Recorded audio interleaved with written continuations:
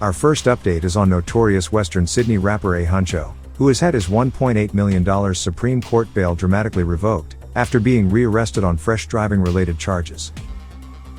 Just a month after his bail was eased over safety concerns following a series of gang-related shootings tied to the Al-Madeen crime network, Younes was caught driving dangerously near Coffs Harbour, over 500 kilometers from Sydney. Police say that he was pulled over on the Pacific Highway at Sapphire Beach, after clocking 113 km per hour in a 60 km zone, while also failing to display his P-plates. A subsequent search of the vehicle reportedly uncovered $4,500 in cash and a diamond-encrusted ring. He was charged with multiple offenses including dangerous driving, speeding, failing to display P-plates, and dealing with suspected proceeds of crime exceeding $100,000. The car's passenger, identified as Lisala Longi and acting as Younes' bodyguard, was also arrested over an outstanding warrant for failing to complete domestic violence-related community service. While Longi was granted bail, Younes was remanded in custody and faced court in Sydney the next day.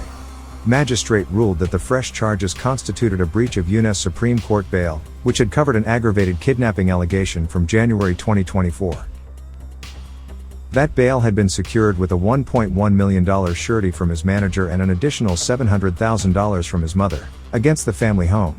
Despite efforts from his lawyer, who presented affidavits claiming the ring was a promotional gift from a jeweler and not tied to criminal activity, the court rejected the defense.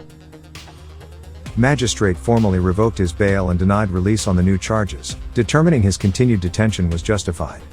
Both sets of charges are expected to return to court later this month. Our next update is from Joyner in Queensland, where a 34-year-old man has been charged after attempting to import hundreds of firearm parts from the United States. He was intercepted by the Australian Border Force at Brisbane International Airport on 26 June, carrying details for 9 separate packages sent under false names and descriptions to addresses in Queensland and Victoria. The Australian Federal Police say that the man intended to assemble the parts into functional firearms and sell them for $20,000 each. All 9 packages were intercepted before delivery. He has been charged with 9 counts of attempting to traffic in firearm parts, which carries a maximum sentence of 10 years imprisonment. Images released by the Border Force show dozens of polymer handgun frames, suspected to be Glock-style lower receivers, alongside remote control car parts and accessories laid out on the table. It is believed that the man attempted to disguise the firearm parts by packaging them among hobby items to avoid detection at the border. Such frames are easily obtainable in the United States, where they are legal to buy and sell, often without requiring background checks depending on state laws. However, under Australian law, these components are tightly restricted and considered firearms in their own right. While the AFP have not confirmed who the intended buyers were, it remains unclear whether the firearms were destined for any specific outlaw bikie club or organized crime syndicate. Authorities said the operation highlighted the effectiveness of their partnership and rapid response, preventing potentially dangerous weapons from reaching the black market. The accused was granted conditional bail and is expected to reappear in Brisbane Magistrates Court. Well, I'm a Detective Senior Constable, Queensland Police Service, also the Queensland Joint Organised Crime Task Force. Our next update focuses on the arrest of 3 New South Wales men, aged 22, 24, and 28, who were accused of attempting to import nearly 600 kilograms of methamphetamine concealed in fabric rolls into Australia. The joint operation, conducted by the Australian Federal Police and Australian Border Force, uncovered the staggering $555 million shipment, after a sea cargo consignment from Thailand was intercepted at the port of Brisbane on 4 July. Declared as sun protective clothing, the illicit drugs were hidden within 200 rolls and packed inside 8 wooden crates. Following the interception, forensic analysis confirmed the presence of approximately 600 kilograms of methamphetamine. Authorities removed the drugs and arranged for the delivery of the now clean consignment to a warehouse in Bowen Hills, northeastern Brisbane. The 3 accused men were allegedly present when the goods arrived, with 2 reportedly beginning to unravel the fabric while the third purchased a scale, presumably to weigh the expected drugs. The trio was arrested at the scene by the Queensland Joint Organised Crime Task Force and charged with attempting to possess a commercial quantity of an unlawfully imported border-controlled substance, a crime that carries a maximum penalty of life imprisonment. During follow-up searches, Police also seized mobile phones, $7,000 in cash, tools used to access the drugs, and the tampered consignment itself. Officials from the AFP, ABF, and Queensland Police praised the seamless collaboration and vigilance that led to the operation's success. They highlighted the immense risk such quantities of meth pose to public health and community safety, and reiterated their commitment to dismantling transnational drug trafficking networks. Investigations into the broader criminal syndicate are still ongoing, with officials actively searching for evidence connecting this illicit operation to organized crime or outlaw bikie clubs.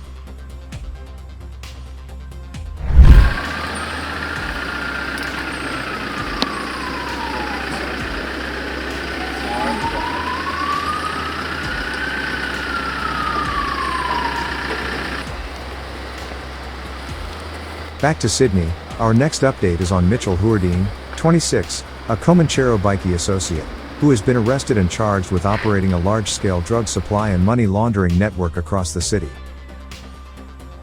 The arrest was part of Strike Force Torino, an ongoing investigation by New South Wales Police's Criminal Group Squad, targeting organised criminal activity. He was taken into custody during a raid at a luxury double bay property.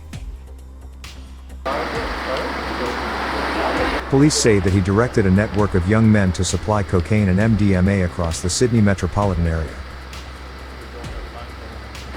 Subsequent raids at two Wallacia properties uncovered a pistol wrapped in a glove, ammunition, encrypted criminal communication devices, cocaine, MDMA tablets, and equipment associated with drug manufacturing.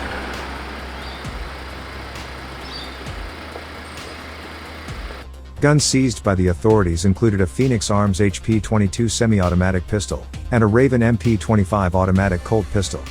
The HP-22 is a small caliber, low-cost pistol, often criticized for its quality but favored in the illicit market due to its easy concealability, while the MP-25 is often classified as a Saturday night special, a term used for inexpensive, small caliber handguns commonly associated with criminal misuse. The Como associate faces several serious charges, including large commercial drug supply, dealing with the proceeds of crime, knowingly directing a criminal group, failing to comply with a digital evidence access order. He was refused bail and remanded in custody following an appearance before the online bail court. His case is scheduled to return to Waverley Local Court on September 11th. Two other men, aged 21 and 25, have also been charged under the same strike force and remain before the courts. Police say the investigation highlights the continued involvement of bikie clubs like the Comancheros in the supply of prohibited drugs and serious organized crime throughout New South Wales.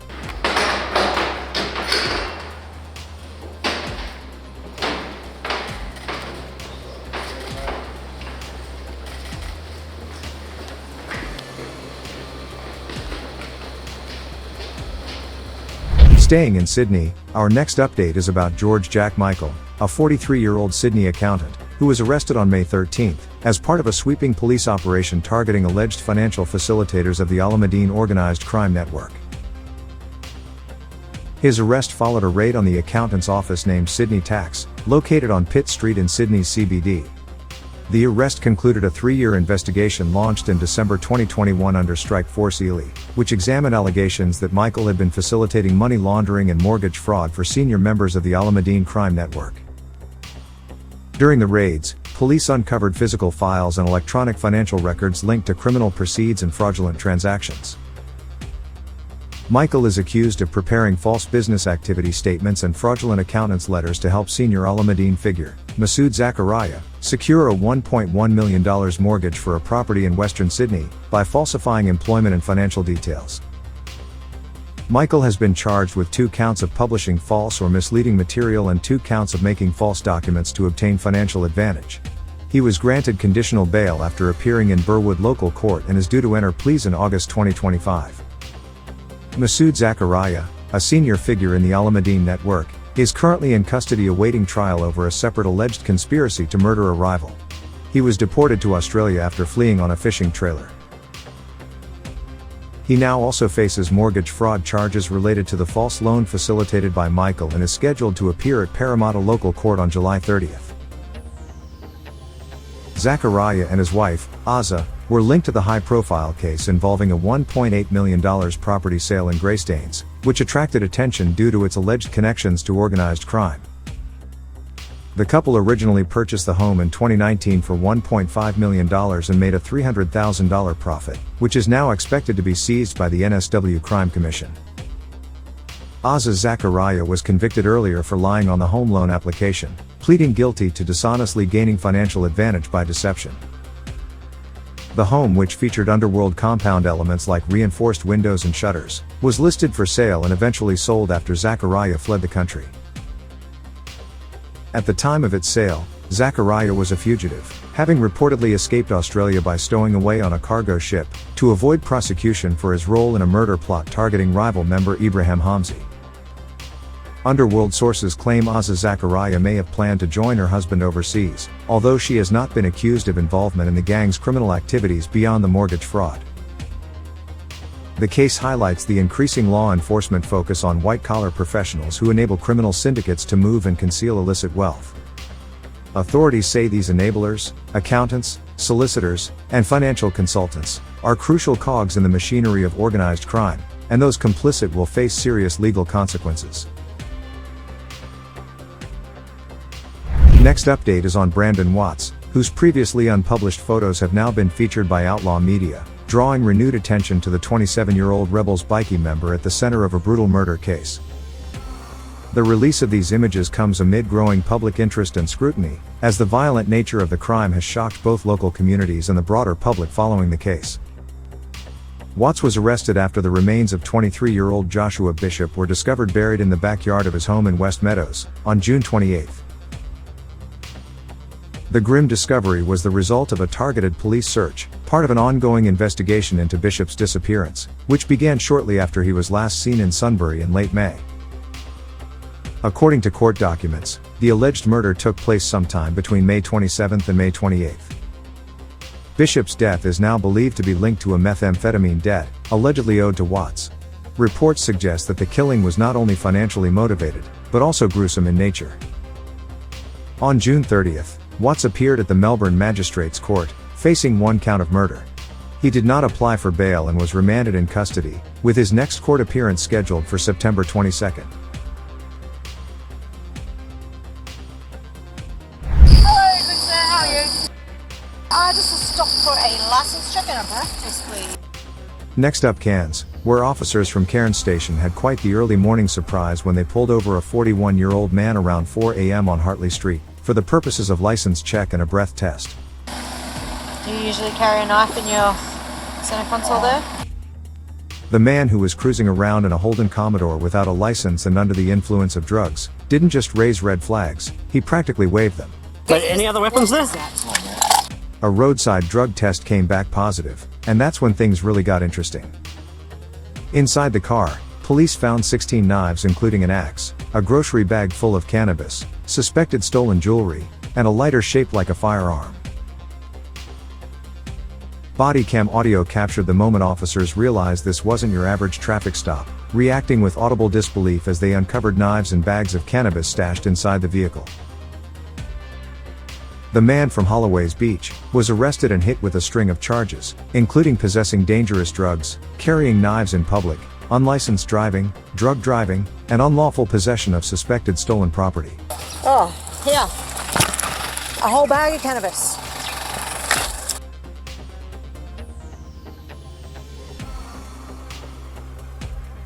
The man was refused bail and is due to appear in the Cairns Magistrates Court. More knives. Look at this.